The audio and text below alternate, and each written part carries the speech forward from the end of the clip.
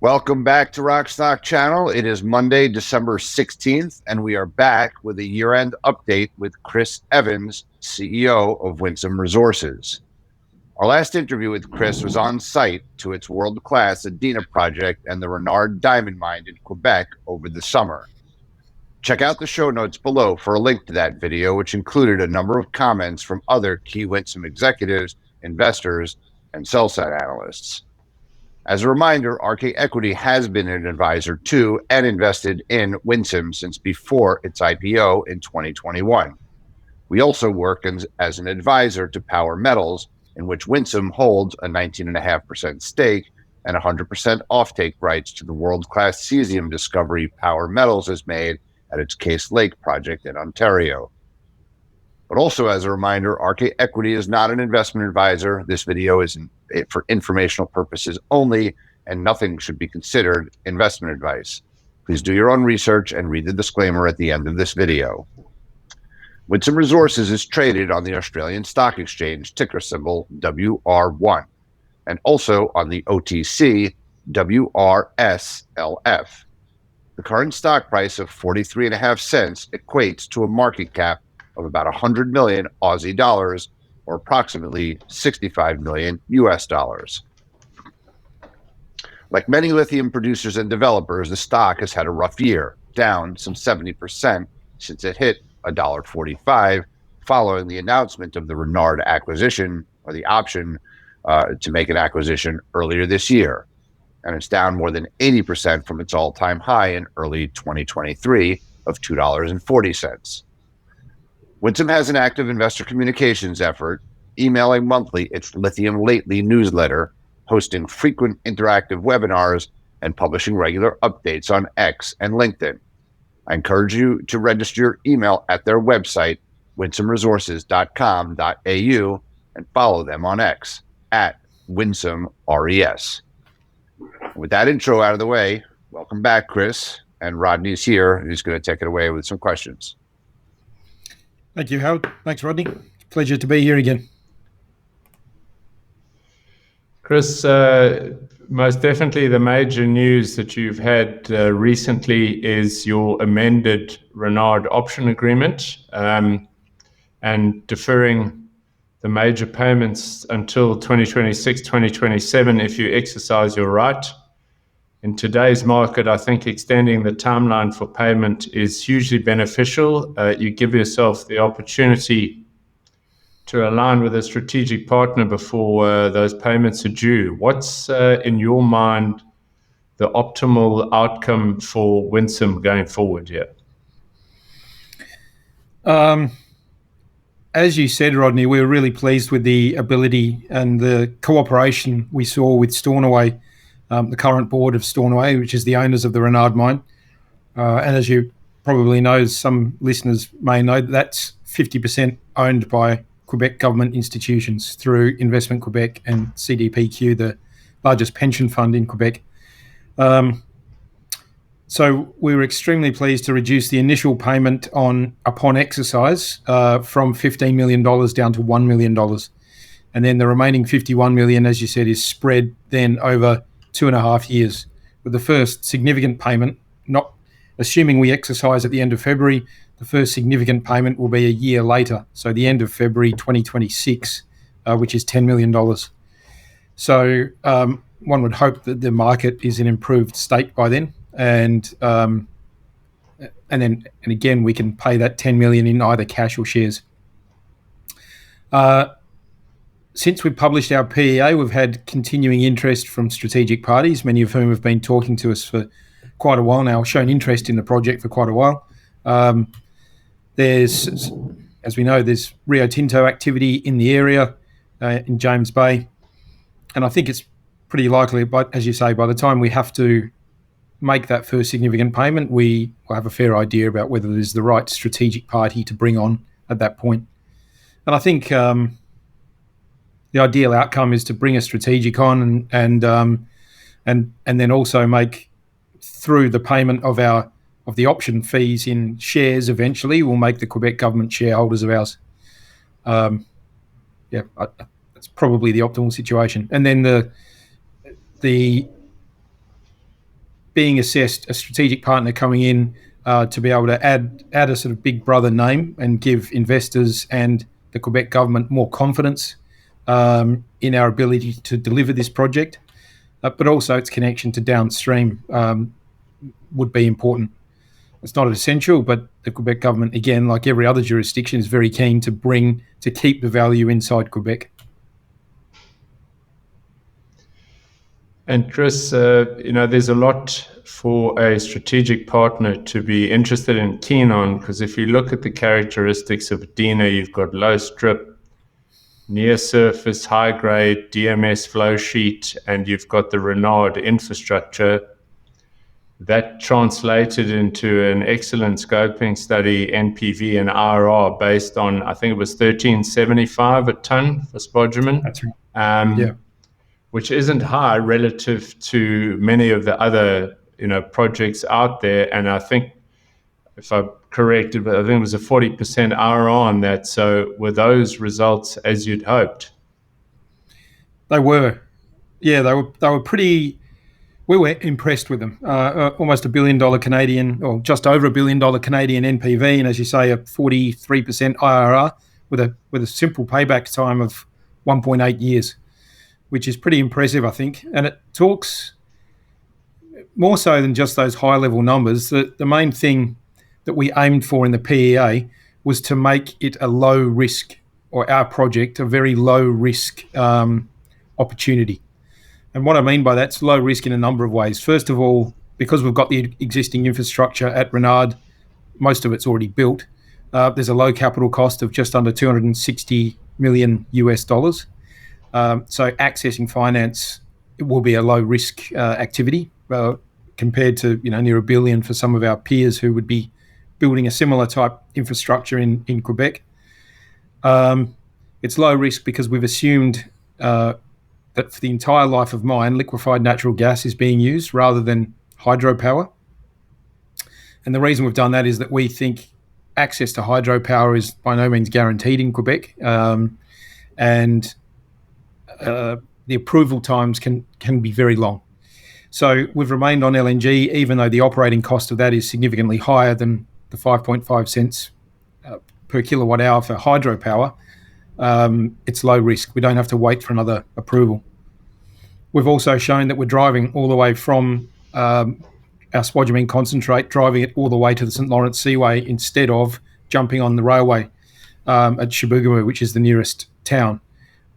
We don't think the rail system, there isn't loading facilities currently, and we don't think that getting bulk material like that on the rail system is as easy as you may at first think. So again, we've assumed driving, it's low risk. There's no rail approvals needed. So all of those come with opportunities as well. We're doing a rail study to see what it looks like, how we could get on the rail, but at the moment, the base case is not. And likewise, it's possible to bring in renewables and hydropower in the future and lower our carbon footprint. But again, all opportunities, but low risk at the moment. So we're extremely happy with the study.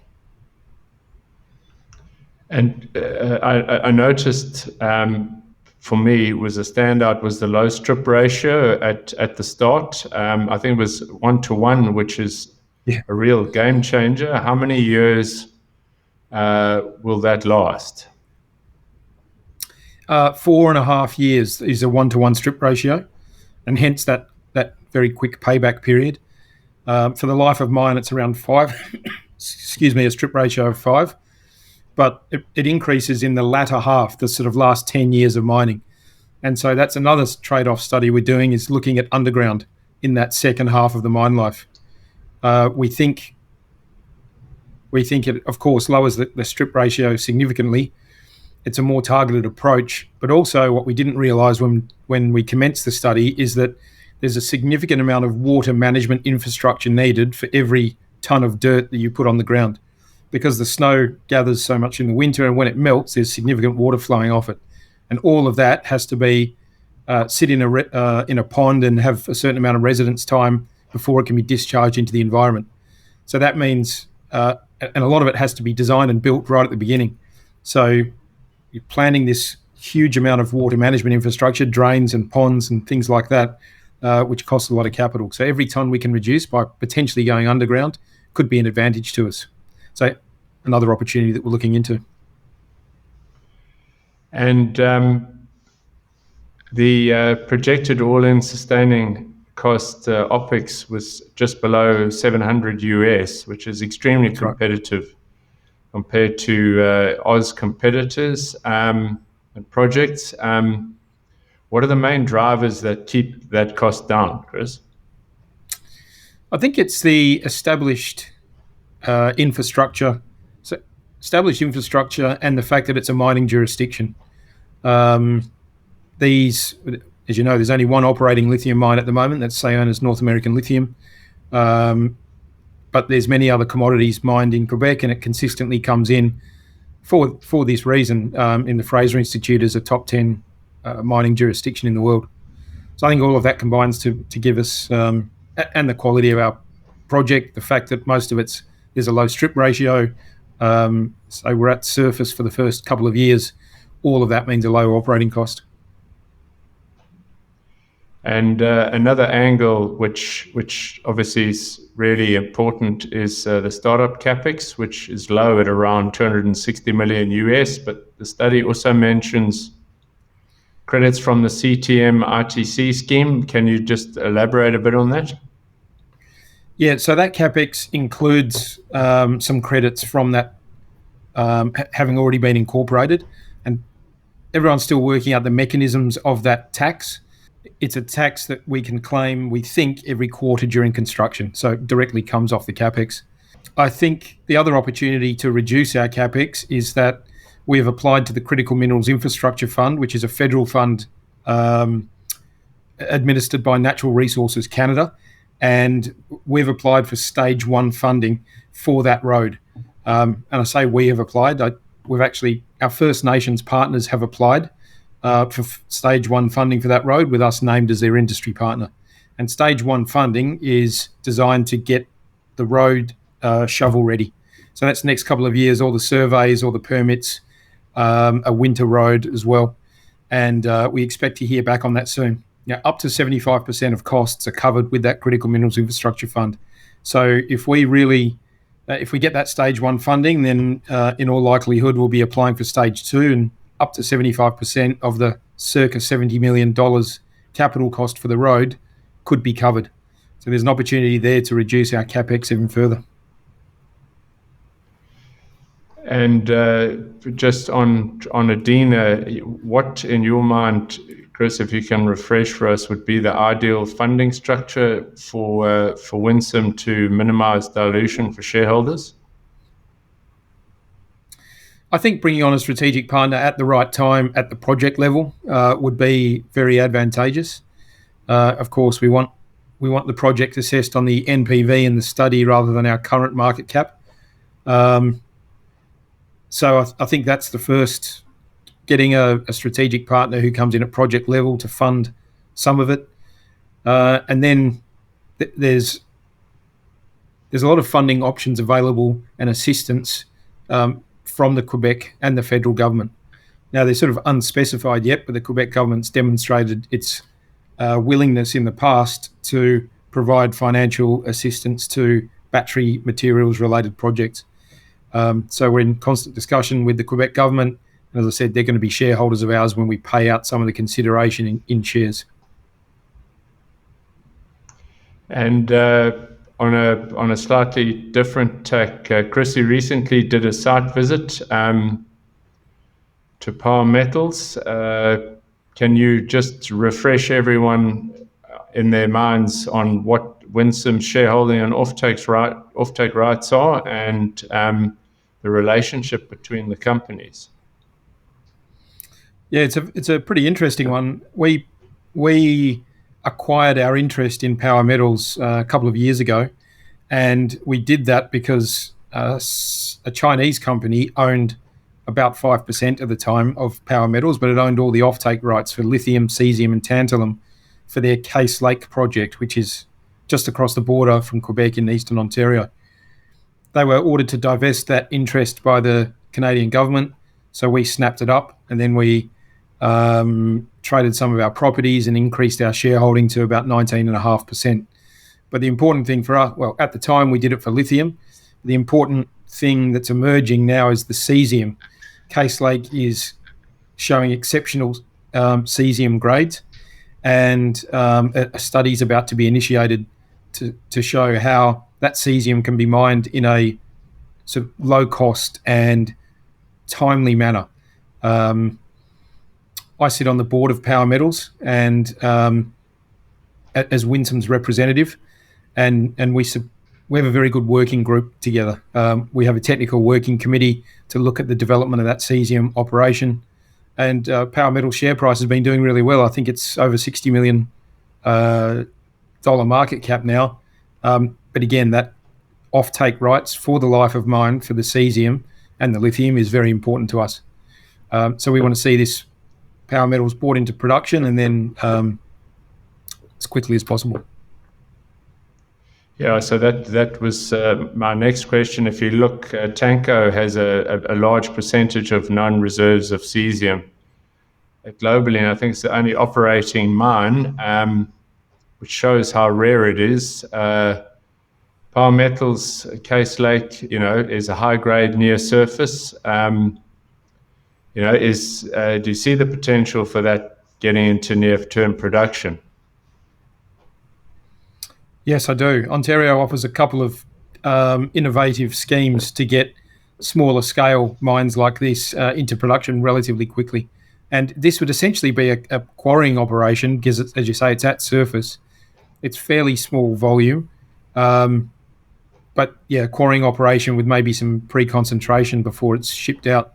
Almost sits on the railway line, could be shipped anywhere in North America from there. And your thoughts on Ontario as a mining jurisdiction versus Quebec? In a broad sense, I think it has equal credentials, equally good credentials as a mining jurisdiction. But each one has its own nuances. I think we're very fortunate in Quebec that the James Bay Agreement was signed between the government and the Cree people almost 50 years ago now. And that James Bay Agreement sets out the rules under which the traditional owners, the Cree people in James Bay, deal with mining companies and get involved in mining projects. So that sort of makes it a bit easier than in other parts, like in Ontario. There's no set rules in regards to First Nations people. So if you have an anti-mining group, you can run into trouble there. But in general, I think it's good having an interest in Ontario as well as Quebec because there's different grants available. They have different drivers, and we can take advantage of both.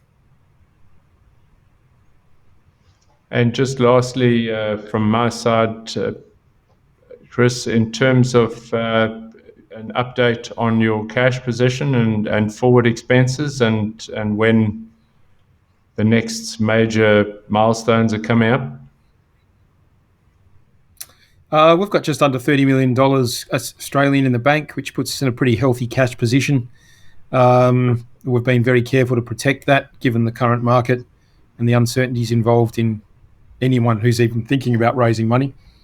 I think the next milestones for us are we're now working on the assumption that we'll be exercising the option at the end of February, doing the last of the activities we need to make sure that happens smoothly.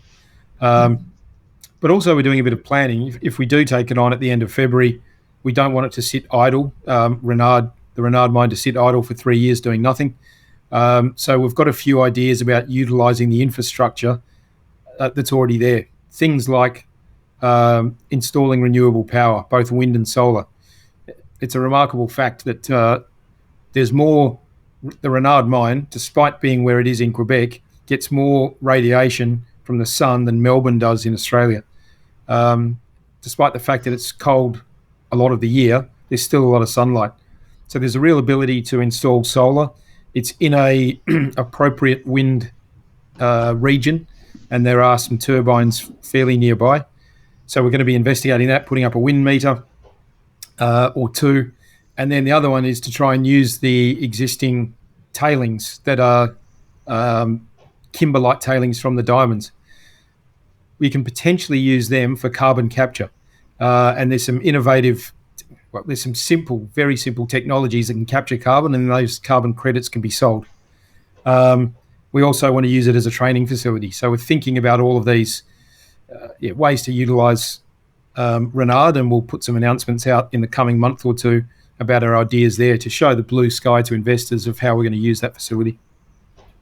So, Chris, you mentioned Rio Tinto earlier. Rio Tinto is in the news this week with a $2.5 billion investment in the Rincon asset, which came, I think, as a bit of a surprise to the market. One, in terms of why go ahead with what some considered, maybe a lower grade asset. It's a very sizable investment, $2.5 billion. I think the capital intensity per ton, I think it was like $44,000 was, but they talked about it's a very long-lived asset, and they haven't yet picked the technology partner on the DLE. But with Arcadium, they're picking up some DLE technology historically and through their Iliad investment. But Rio has been making some small investments in Quebec. They haven't yet closed the Arcadium acquisition, obviously, and Rincon has been in the works for a while. But what do you think their view? How is their view, Rio's view? Because Rio always likes large assets, right? In Arcadium, there's Nemaska, which is not that big. Galaxy is bigger. But how do you think about, without giving any cards away of conversations you may have, they've made a number of investments. If you could actually list the investments that they've made, if you know them, in Quebec, to remind viewers of their activity here. And as a former, you worked at Altura, and you have some sense of Western Australian iron ore, etc. I think you just, any insights onto Rio and their forays into lithium would be interesting, I think. So it's very hard for me to, of course, speculate too much on what Rio's thinking, but they have made earlier stage investments in Quebec with Midland Exploration, firstly, and that's located. They're actively drilling with Midland on their project, which sits about 5 kilometres from Adina. So that's sort of interesting. And they've also done some deals they've done an earn-in or JV type structure with Azimut Exploration. Both Midland and Azimut are listed on the TSX. And again, that's to look for lithium in the James Bay region. It seems to me that they're operating on there's sort of two divisions or two parts to it. There's the early stage exploration part, and then there's the big M&A guys. Of course, very encouraging to see that the Arcadium transaction on that big M&A front. As I say, it's very encouraging to have them drilling only about 5 kilometres away from Adina. So I think they're attacking at all angles and are prepared to go for that slow burn on the JV earn-in side. Okay, and we've seen some. You mentioned conversion. The Quebec government would like to have that in Quebec, but it was on the tape just yesterday that Tesla refinery in Corpus Christi has received their first feed of spodumene, and presumably that's from the North American lithium mine. So the Quebec to Corpus Christi, is an angle. We've also seen AMG made an investment in Savannah earlier this year with an option, kind of, that they've had a ribbon cutting in Europe for their 20,000 ton hydroxide, but they have aspirations to go to 100,000 tons, and they don't have enough feed in in Brazil for that. So there are options outside of Quebec, for this conversion.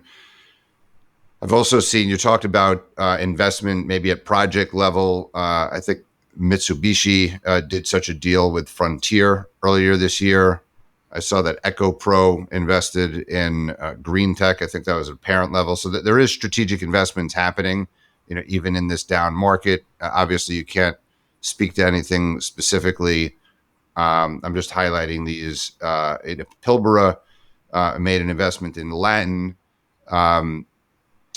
Albemarle, I think, topped up on their investment in Patriot. So there's a lot of like activity there. Sayona, Piedmont obviously have been ramping up and now are in production. Quebec is on the map.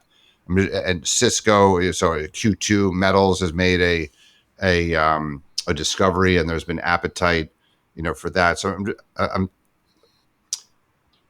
not actually sure what the question is here. I'm just like making an observation of, Quebec, there's activity.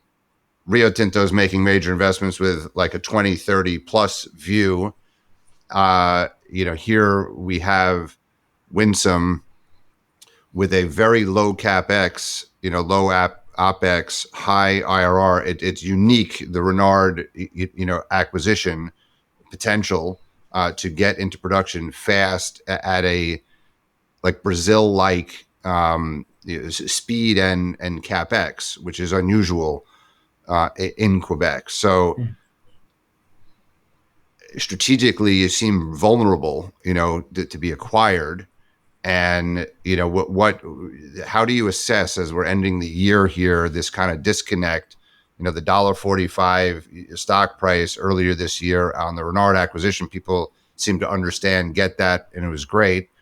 Yes, the lithium price has not been awesome, but you've had disparities across the scoreboard, and you're not getting sufficient love. What do you like? It's a great buy opportunity, but it's also like there is risk of you're being taken over at a cheap price.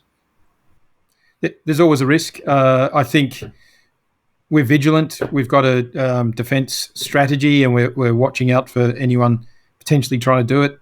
We haven't seen a lot of love, as you say, on the share market, equity-wise. But as I say, it's been very encouraging with looking around Quebec. As you point out, there's a lot of activity going on in the lithium space, and we've had quite a bit of interest from various strategic players, the sort of names that you know from around the industry.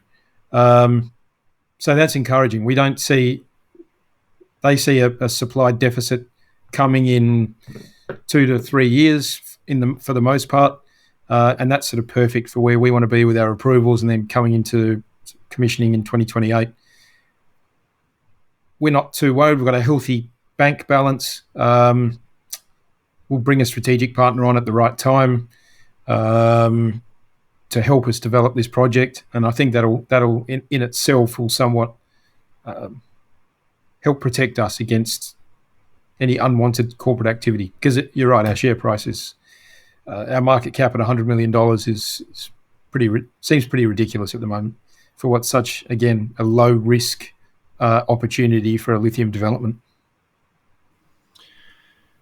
We agree. And in my 15 years of doing this in lithium, every year you kind of look at the scoreboard and who is the winner. There are some surprises here.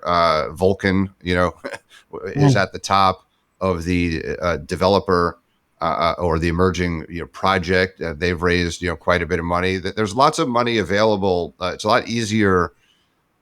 It's not easy, but there's definitely money available. People understand the long-term trajectory of lithium. And back in the day when Altura couldn't find money, or it was unbelievably expensive money, there at the right price, there's money available for sure. But I mentioned Savannah earlier. I mean, that stock is up quite a bit this year. I mean, they made progress. That's a plain vanilla, spodumene project. And if you were looking last year, no one was really talking about that story, or that was very depressed or whatever. So like 2025, it's very easy to foresee, like as investors, again, not investment advice, but if you look at the year-end scoreboard and look at some of the lower market caps that with good cash balances, with good management, with good strategies, and you could be very positively surprised a year from now. So with that, thank you, Chris.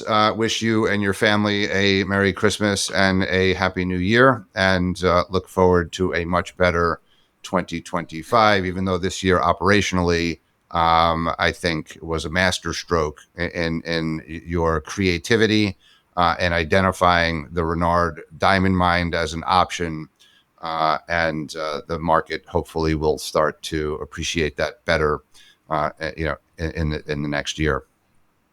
Appreciate you having me on, and Merry Christmas to you both.